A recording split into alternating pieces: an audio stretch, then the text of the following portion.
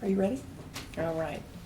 We are back on the record in case number DV10-01877, McDowell versus McDowell. The record will reflect that the parties in council are present and ready to proceed. Ms. Luna.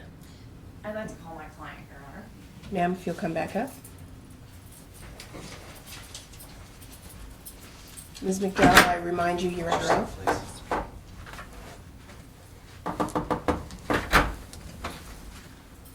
Ms. McDowell, just for the record this morning, will you just briefly state your name? Tonya and McDowell. And so this morning, when we start, I would like for you to give the court some background regarding your case. And let's start with you telling the court, what was the date that you and Mr. McDowell were married?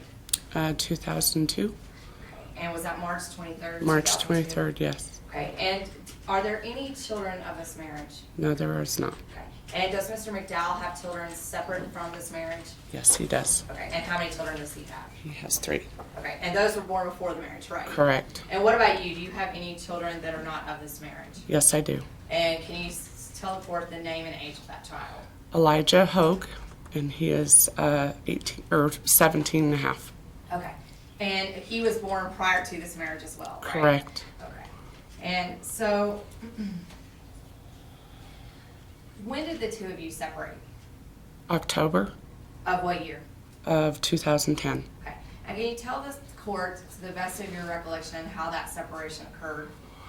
I was up in Washington and trying to renegotiate the contract for the purchase of the ranch to turn it into a lease.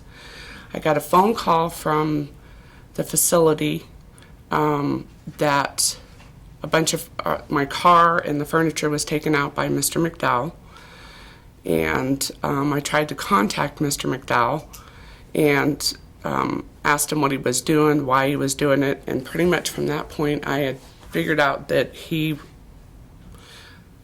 due to his responses, that he was very upset and angry. Okay. Can you tell me at that point, what was your home residence? We were in Park Place. Okay, and were both of you residing in Park Place? Yes, Just we Mr. were. McDowell? Yes, And we were. How long had the two of you been living at Park Place? We had moved in the end of September, so we'd been there about 4 weeks, 3 weeks, Okay. before I had to go back up to the ranch. And did you have belongings at Park Place? Yes, I did. Can you tell this court just briefly what belongings did you have there? Well, I had all my clothes were in the closet, because our furniture was already there. So my personal belongings, the clothes that I had, what I had, my paperwork, books, everything was there. Okay. Tell me, when you state that Mr. McDowell took off with a car, what car are you referring to? The Geo Prism. Okay, and who owned that car? We both jointly owned it, but that was the car I used. Okay, and what happened to that vehicle? It was taken while I was gone, and it then was totaled. Who totaled it? From what I heard, his son did. Okay, and as a result of that, were you without a vehicle? When it was taken, yes. Okay, and what did you do so that you would have a vehicle? Well, that's why I had already gotten the Nissan as a lease, because the vehicle was pretty much dying. All right. The And Geo Prism was. Were you ever compensated, either you or Mr. McDowell, to your knowledge, for the wrecked Geo Prism? No. And how old was his son at the time this occurred? I believe he was 20. Okay. Let me ask you, were you aware that Mr. McDowell was planning on filing for divorce? No, I was not. Okay, and just for jurisdictional purposes, would it be fair to say that both you and Mr. McDowell had been residents of the state of Nevada for at least 6 weeks at the time he filed for the divorce? Yes. Okay. And between the two of you, there are currently irreconcilable differences, correct? Correct. And is there any hope of resolving those differences? There's always hope, but Okay, do you feel that you are able to resolve these No. differences? All right. Let's talk briefly, let's go back to you having moved back into Park Place. Can you tell me how the decision to move back into Park Place occurred? due to the financial situation that was going on with Medicaid and lack of funding, financially we could not afford to live in the condo, and we were losing female placements and pretty much had decided not to pursue developing group homes for females. which Mr. McDowell and I talked about on several occasions. And he was very well aware that we would have to be moving back into Park Place due to the fact that he and I discussed about becoming foster parents. But due to our constant conflict and fighting, it was not something that would be in the best interest of the children if we were doing that. I personally felt it would put a horrid strain on our relationship.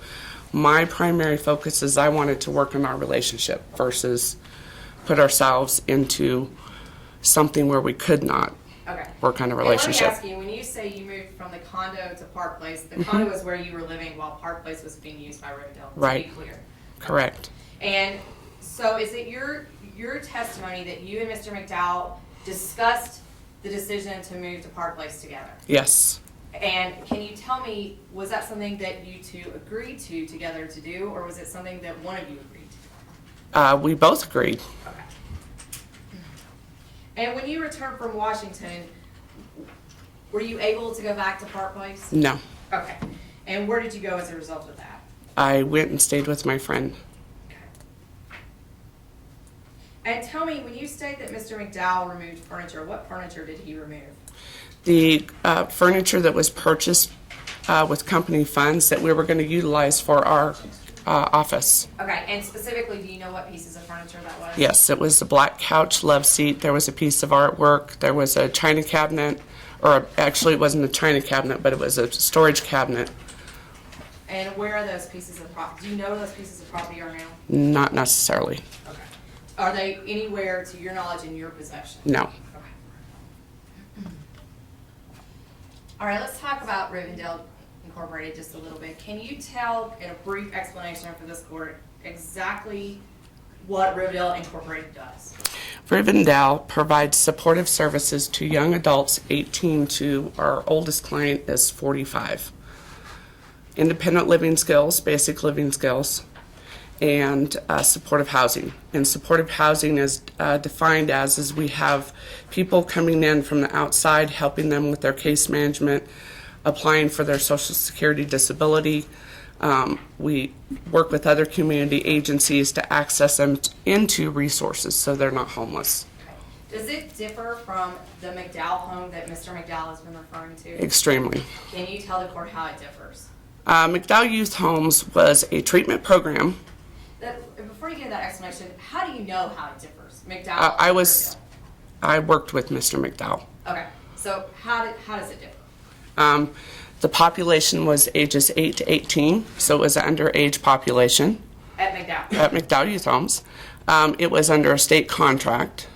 It was more intensive medical therapeutic, had a very strong therapeutic milieu. And those differences, do they impact the flow of funds available for those two individual homes? Definitely. Okay, can you tell the court what would be the difference there? Okay, restate that. What would be the difference in the funds that Rivendell Inc. would receive for what it does compared to the McDowell? A state contract gives you a consistent per diem. Our contract depends on what Medicaid will authorize for basic life skills. And do you provide medical treatment No. at Rivendell Inc.? No. Okay. Tell me, how does Rivendell Inc. get paid to do the services that We submit prior authorizations, so we have to request approval for basic life skills services based upon a diagnosis And who do you submit those to? to the Medicaid. To first, or well, actually, it's HEPS now. It's considered HEPS. So we actually have to do a prior authorization treatment plan, which our clinician does for basic life skills, and then we have to wait 7 to 30 days for approval for that process for those units to be served. Then, once they're served, then we bill on that service. Okay. And so when you have clients come in, do they come in automatically with Medicaid approval? No, Okay. And so do you take those clients in initially with no funding? right? All right. And then you apply for funding, correct? Correct.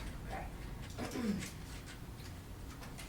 And are there also people living on Rivendell Inc. or Rohan Incorporated property that are not clients?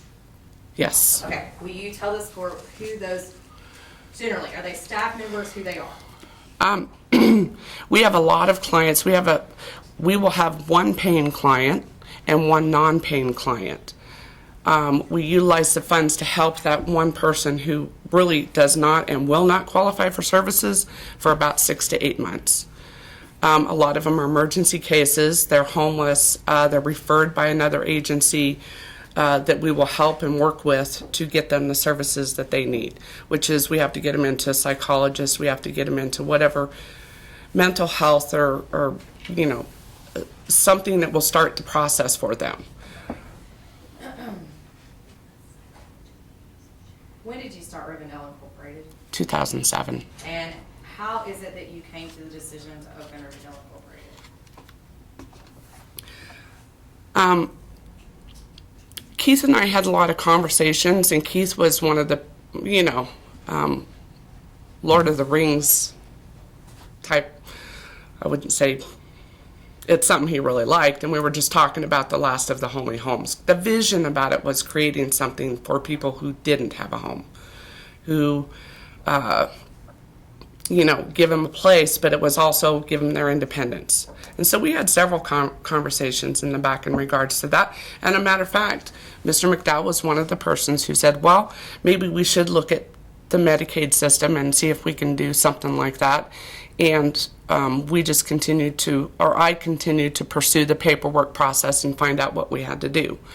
So, Were there any guarantees between the two of you as to how much money this business would make? no, that was all projected.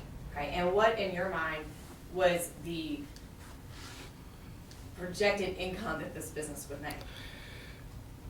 The projected income, if all the resources were utilized and there wasn't no major budget changes within the state level, would have been very profitable. But due to some major budget changes in the state of Nevada, some of those resources were no longer accessible to the clientele that we served. Okay, and specifically what budget changes are you referring to?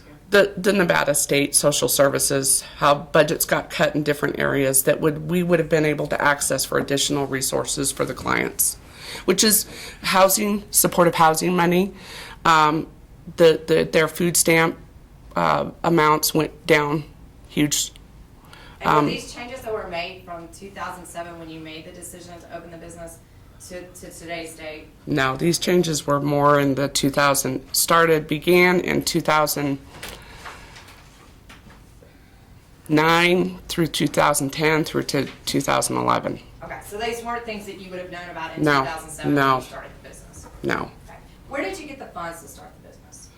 Mr. McDowell and I got a loan, and we had agreed to utilize some of the funds to get the things in place that needed to be in place to start it. And is this loan the 2007 loan that we've been discussing so heavily today? Correct. Okay. And what was your understanding as to what specifically those loan proceeds, that loan amount, was going to be used for? Mr. McDowell and I went over specifically all the stuff that needed to be brought to current, and so it pretty much roughly equaled $25,000. Okay, but the loan was for more than that, right? Correct. So what were the remainder funds going to be used for?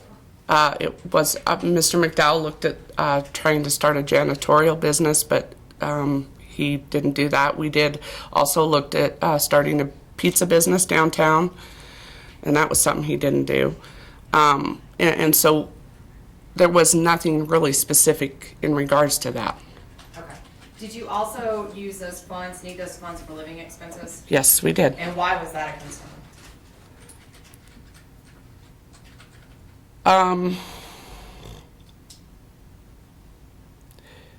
Because there was no other plan in place to do something productive with it. Okay. Let me ask you, at the time that you started Rivendell Inc., were you employed anywhere else? No, I was not. And where had you been employed before? 24/7 TLC. Okay. And that particular company, what happened to your employment there? And just briefly, what happened to it? I lost it. Okay. And was it under circumstances that were less than fun? Very horrible. Okay. And specifically, what were you accused of doing? I was accused of embezzling. I was accused of, taking records from a place that I had no access to. There was a lot of accusations. And what is your position on that? Did you do those things or did you not? No, I did not. Okay. And has there ever been any criminal charges filed against you as a result of that? No. And what about civil charges today? No. And in regards to that, did you speak to an attorney revolving the problems at 24/7? Yes, I did. And who did you speak to? Rod Carucci. And to be clear, how much money did you spend out of community funds for purposes of talking to Rod Carucci? To my knowledge, what I remember is about $250 because we did not talk long.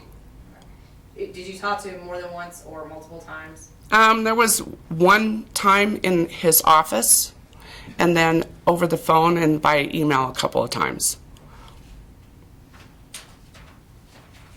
Because what his recommendation was, don't fight it, you have no money. It would cost you thousands of dollars to fight this.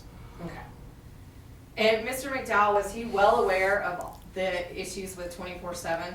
Yes, Mr. McDowell told me to go talk to Rod Carucci. Okay. And so he was aware that you also talked to Rod Carucci? Mm-hmm. Right. He made no objections to you spending that particular amount of money? No. Specifically on the 2007 loan, when you say there was $25,000 that the two of you agreed to, did you guys ever set any of that out in writing? No. No. Just our napkin. And if you'll look at Exhibit 14 in my book, the black. In your book, actually. This one? Okay. Yes, ma'am. 14.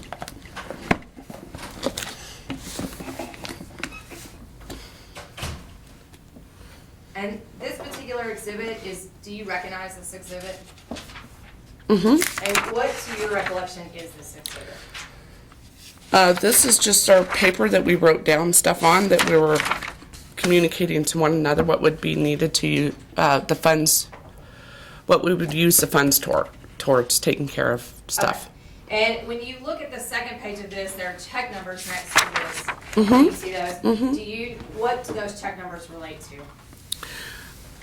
The check numbers are check numbers that I gave to Mr. McDowell to show him this is once we had written this out, I put the check numbers down so he would know that this is what this check was for and who it paid and what it took care of. Okay. And can you tell me, were these checks to the individuals who were written to in the places, were they for 24/7 issues or were they for the startup of Rivendell? Both. Okay. And Mr. McDowell was well aware of these amounts and that these were intended to be paid. Mm-hmm. Okay. Because Did he make any objection to you in that regard? Say that again? Did he make any objection regarding these expenses? No. Okay. And Mrs. McDowell, when you look at Exhibit H in the other big book, This one? there, and if you will look at that exhibit starting at about page 19.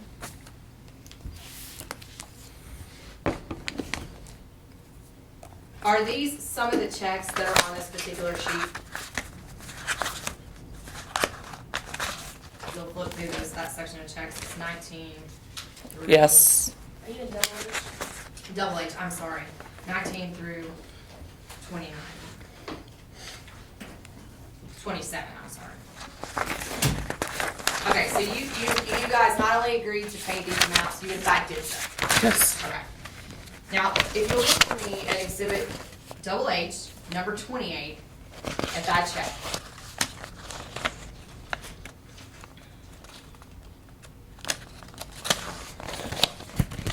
Yes. And can you tell us what is that check for? That was furniture for our house. Okay. And a big TV. And when you say for your house, whose house? The is community yours? property, Park Place. Partners. Yes. Whose signature is on this check? Mr. McDowell's. Okay. And you recognize that as his signature, correct? Okay. If you flip over to number 29, who is this check to? Mr. R.C. Willie. Okay. And do you recall what this was for? Yes, this is the TV and the the stand for yeah, Okay, and that's reflected in the for section, right? Right. And whose handwriting is on this check? Mr. McDowell's. Okay, and where did that furniture go? That was in our personal home. Okay, and if you, well, that's another one. Those two checks representing furniture, do you know where that furniture is located today? In Park Place. Okay, and you don't have access to that furniture, right? No, I don't. Okay, and so it would be fair to say that the community got some benefit from these two checks of that furniture. Yes, it was definitely that. Okay. When you and I reviewed Exhibit H the other night, correct? Correct. And when you look at this particular exhibit, what all did it include in addition to, as far as expenses? Did it include community and expenses for Rivendell, right? Right. Okay. Is there any other expenses on here that you think would be reflected on these bank statements? Other than community or expenses? No. And do you believe that this account, up to December 2007, which is the last statement, represents how the two of you spent the money from that account and that $100,000? Correct. Okay. Did you pay mortgage payments out of this account? Yes. Did you pay for groceries out of this account? Yes. Did you pay for gas out of this account? Yes. Did you pay for expenses for either of your children out of this account? Yes. Okay. So did you have other accounts? No. Would this have been the only account Yes. that you're aware of? Yes. Okay.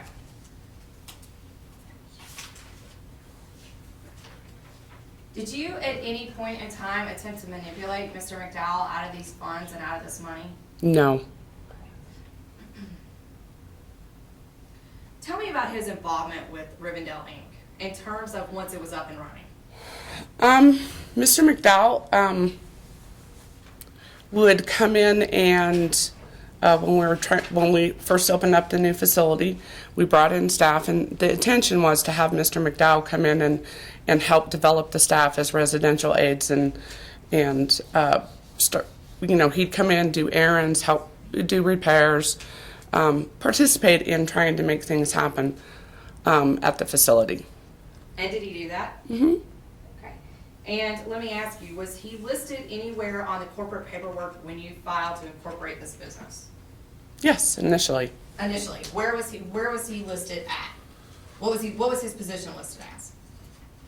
On the corporate paperwork, Yes, ma'am. I believe it was as a director, As a director. officer. And how long was he listed as a director on that paperwork?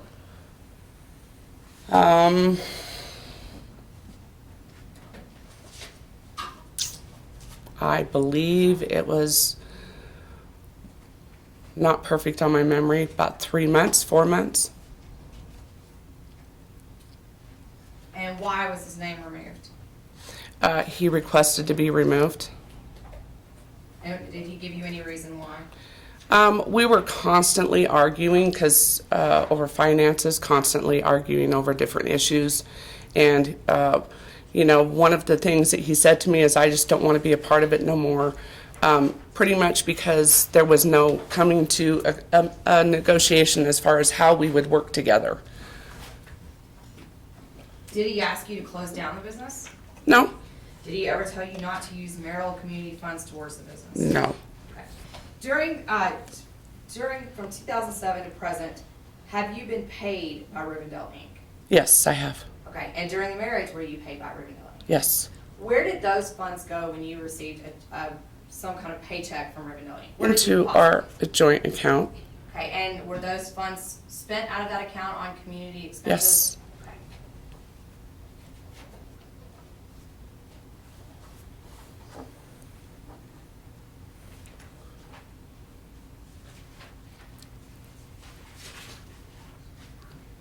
Tell me briefly about Rohan Ranch and what that place is. Rohan Ranch is a 44-acre farm, basically. Most of the acreage is bare land, has an orchard. It used to be an old orchard, needs a lot of rehab work. The owner was involved in a youth service business in California. He had similar plans to develop a summer camp for young adults. And when him and I met, we had the same intention, was to develop a workforce development program, either full-time or part-time in the summer for young adults to do workforce development. Okay.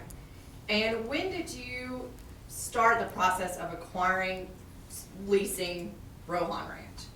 Oh, we were in the midst of that in 2000.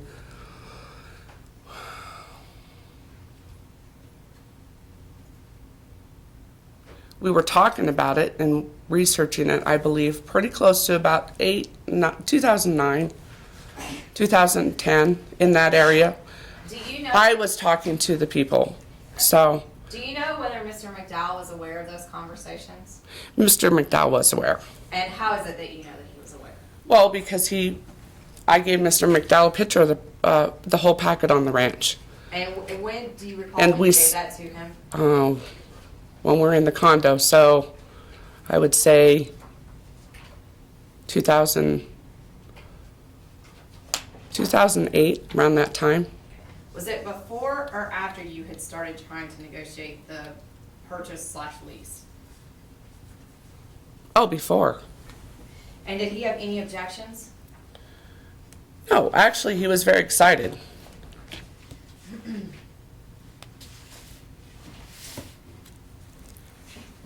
And who all was involved? Was he involved at all in the decision making to lease that property?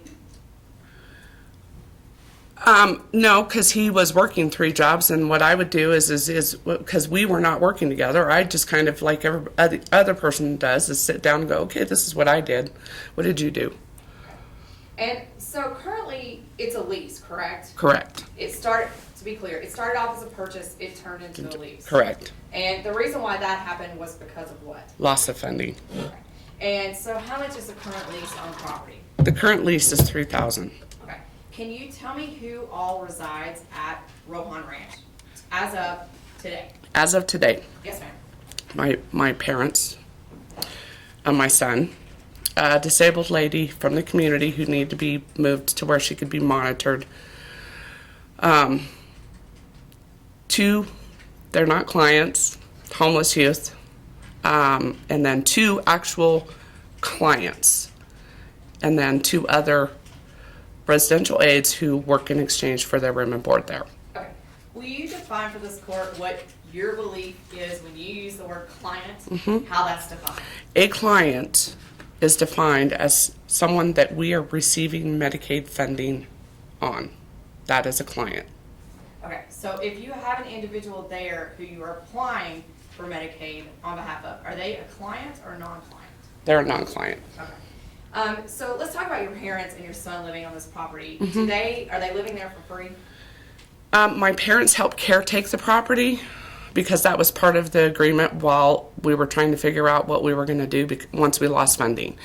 The owner agreed because he needed it's a property in wintertime, things freeze, so he agreed to allow them to live there to help take care of the property. Okay. And so can you give me some definition of what caretaking for the property includes? Well, you have a well on the property, and so during the wintertime, all the facilities have to be shut down so that there's no freezing of pipes. During the summertime, you have to run the whole irrigation system and keep the grapevines and the trees watered. Maintain the houses, and just make sure people don't, because we're right on the Canadian border, and make sure that people don't come over and vandalize and tear the property up, basically, because it's very rural, so they have a lot of those issues. Okay. Do you pay your parents anything for caretaking? No, I don't. Right, they just get to live there? Yes. For free. What about your son? Does he pay anything to live there? No. And does he have any duties as a result of living there? He helps out with chores, and just a typical son. He's going to school full time. Okay. He's 17, correct? Yes, he's finished. Yeah. And is he still in high school? Yes. Okay. Let me ask you clearly about to clarify, on the Rivendell and the Rohan Ranch, there's been a lot of discussion about employees and 1099. Right. When you say employees, what are you referring to? An employee would be someone who is actually receiving a payroll paycheck from Rivendell. Okay.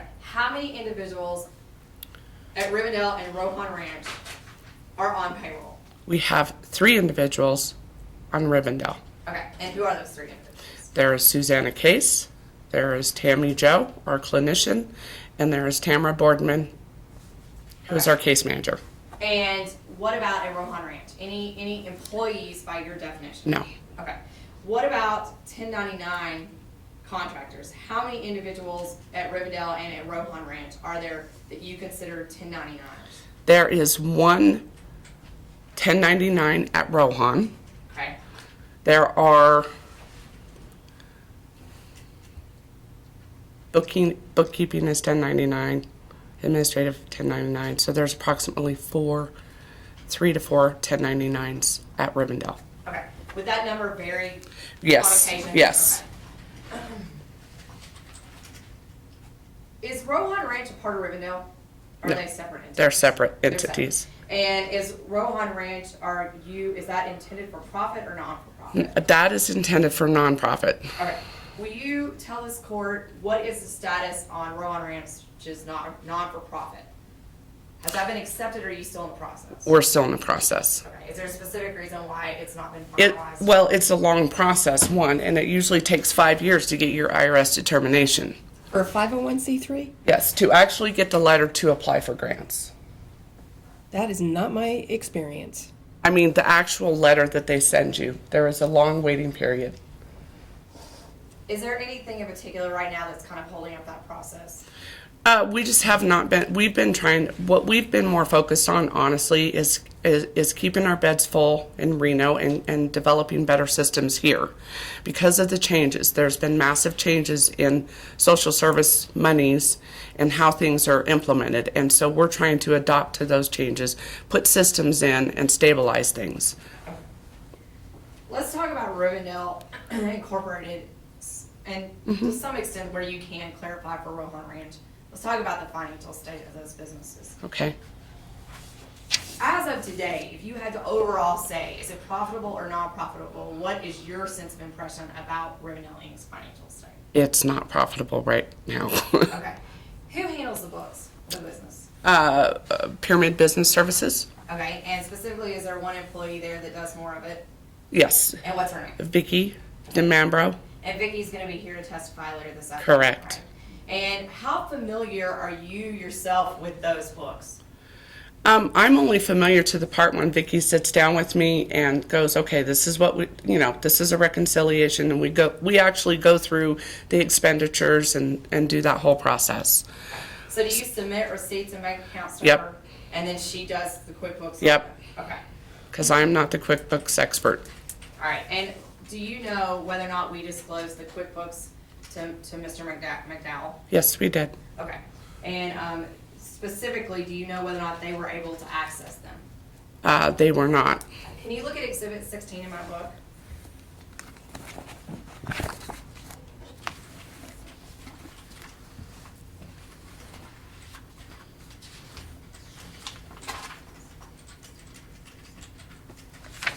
And let me look up when you get there if you don't mind. Okay. I'm sorry, what exhibit is it? 16. And do you recognize this particular exhibit? Yes, ma'am. And can you tell me what it is? It is a letter to Miss Mahan in regards to the QuickBooks, and then requesting if there was any other information needed. Okay. Is this a true and accurate copy of the letter that my office sent? Yes, it is. Right, and behind it is also the fax confirmation sheet, so I don't refax it. Correct. Your Honor, I'd move to admit this. Then Exhibit 16 will be admitted. And Mrs. McDowell, in this letter, we offered to have those documents off of QuickBooks all printed for them at their request, right? Mm-hmm. And we further also tried to confirm that they had all the discovery they needed on this day. Right. Okay.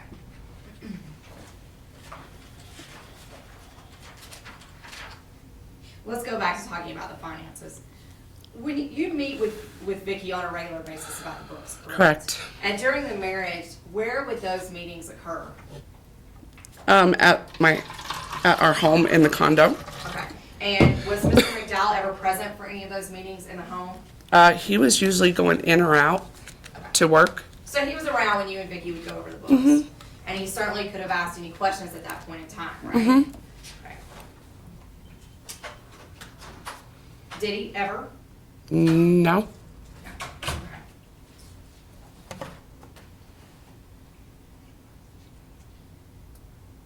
So 2007 was the first year that you were open, correct? Correct. And can you tell this court, to the best of your recollection, how was business that first year?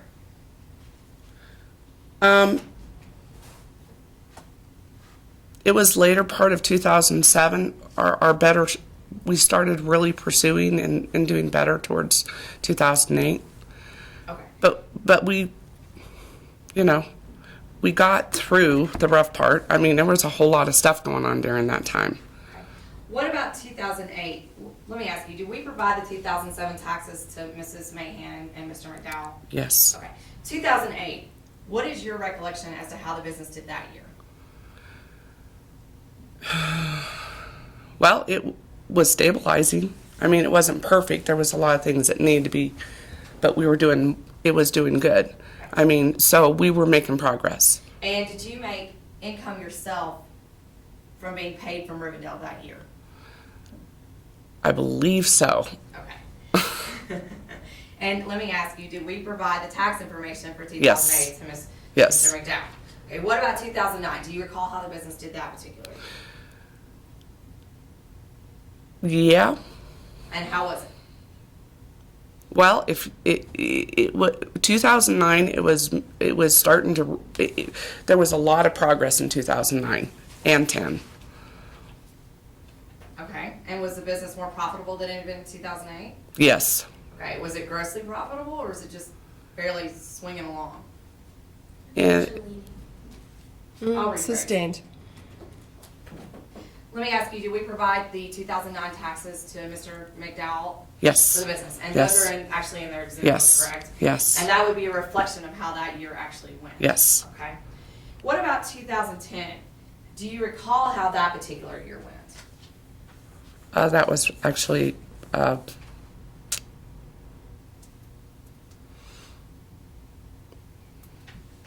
I mean, there was improvement. Okay. There was improvement. We were starting to build a reputation and get referrals and that type of stuff. So there was a lot of development, community development more. And So let me ask you, were you able to provide the 2010 taxes to Mr. McDowell? yes. Have you done the Oh no, 2010 no, taxes? sorry. I'm 2008. Okay, but you did provide the 2010 Right, taxes, right. right? But we did, however, provide the profit and loss statements for 2010, Correct. correct? All right, what about 2011? Let's talk about this year. How has this year been? This year has still been a huge struggle. And have you done your taxes for this year? No, we have not. All right, and will you This look- year being tax year 2011, because this year is That's actually correct. 2000. That's correct. Let me Yeah. clarify. You haven't done your 2011 taxes, Correct. right? And is Vicki still working on the books? Yes, Okay, but however, for purposes of court, we did provide some things to Mr. McDowell. correct. And will you look at Exhibit 6?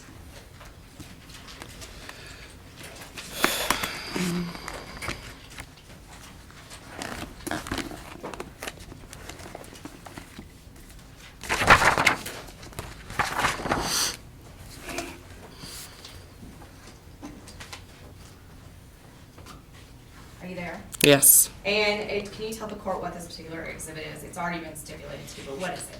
It's a balance sheet, unaudited. Okay, and what is your understanding of what unaudited is? We haven't reconciled receipts, the accounts.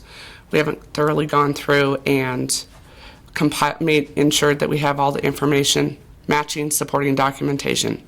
And that's something that Vicki's going to be doing. Correct. But this particular document would give some indication at this point as to what the expenses and the money coming Correct. in is. Correct. It just hasn't been fully reconciled Right. to make sure everything's 100% Right.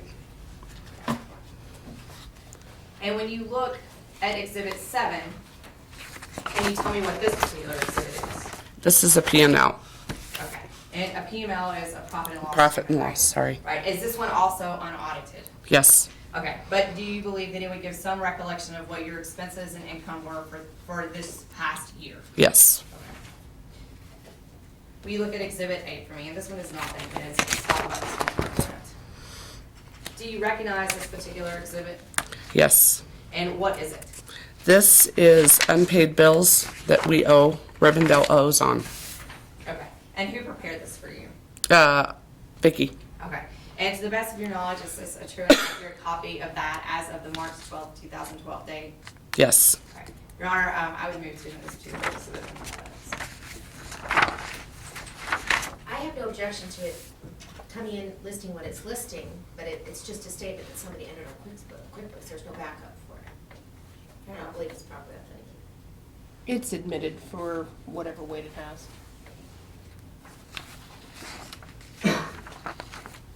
Mrs. McDowell, when you look at this particular exhibit, do you believe this is fairly accurate in terms of what is owed, at least on the bills for Rivendell Inc.? Yes.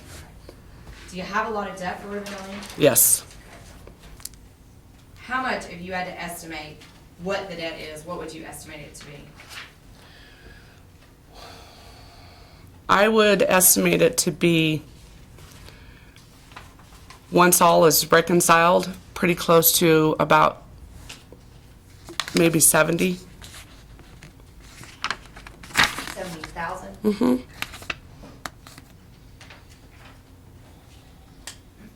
Can I have you look at Exhibit FF of Mr. McDowell's book, which is the bigger book in front of you?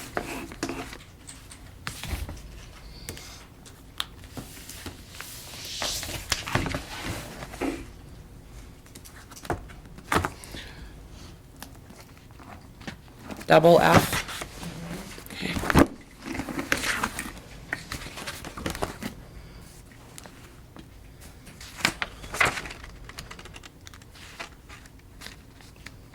Okay.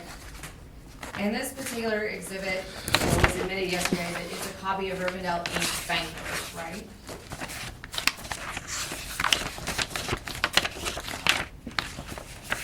Yes. And do you recall going through these with Mrs. Mayhan yesterday? Yes.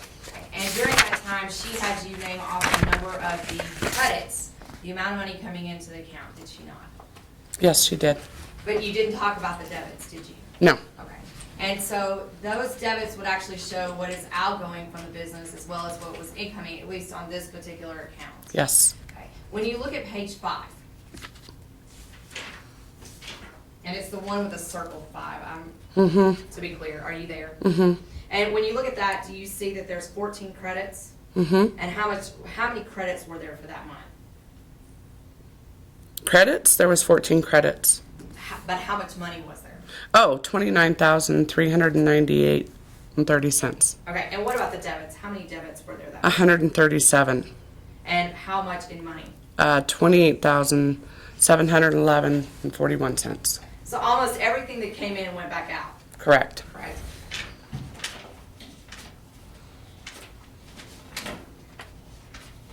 Will you look at page 11 for me?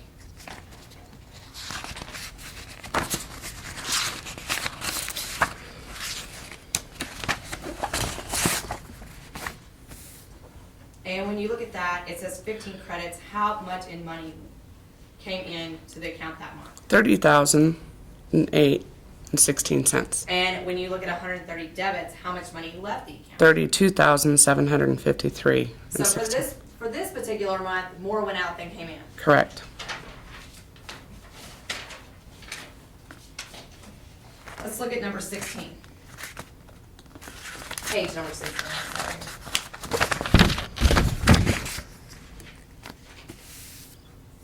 Mrs. McDowell, this shows $29,570.84 as credits to the account that month, correct? How much money does it show left the account that month? $32,497.69. And so for this particular month, more money left than came in. Mm-hmm. And let's look at one more. Will you look at page 20? Okay.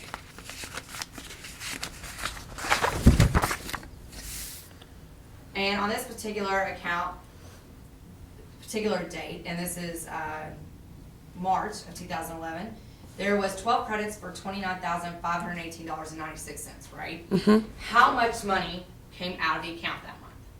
$34,576.13. Okay, and that was more money than came in. Right. Do you think that this shows a pretty accurate trend in how money goes with Rivendell Inc.? Correct.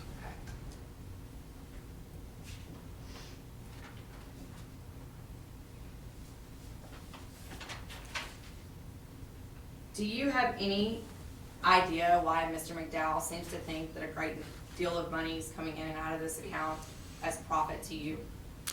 He's basing it up on a medical model. One, probably from what he's learned from working with working in the group home situation, and what his knowledge he obtained working in McDowell Youth Homes. Okay. How long ago was he involved in McDowell Youth Homes? Up to 1999. And Rivendell Inc. was started in 2007, right? Correct.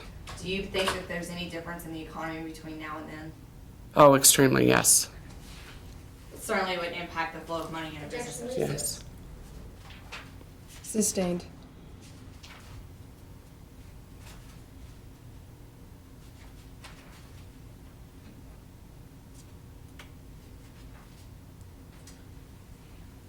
Let's talk a minute about Action Coach.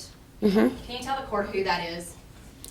Action Coach is a business development program that business owners can get involved in to help develop your systems and your programs within your business. And when did you become involved? Are you involved with Action Coach? Not right at the moment, no. Okay. Have you been involved with them? Yes. And when did you become involved with them? 2008, 2009. Okay. Was this something that Mr. McDowell was aware of? Yes. And how do you know that he was aware of it? I told him. Okay. And did he make any objection? No. Okay.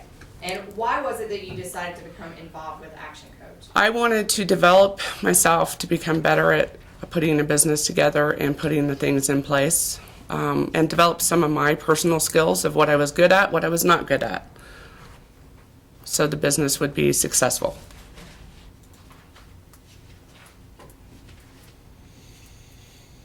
Let's move on. Let's talk about the loan. I want to go back to talk about the loan. I know we talked about it a little bit from 2007.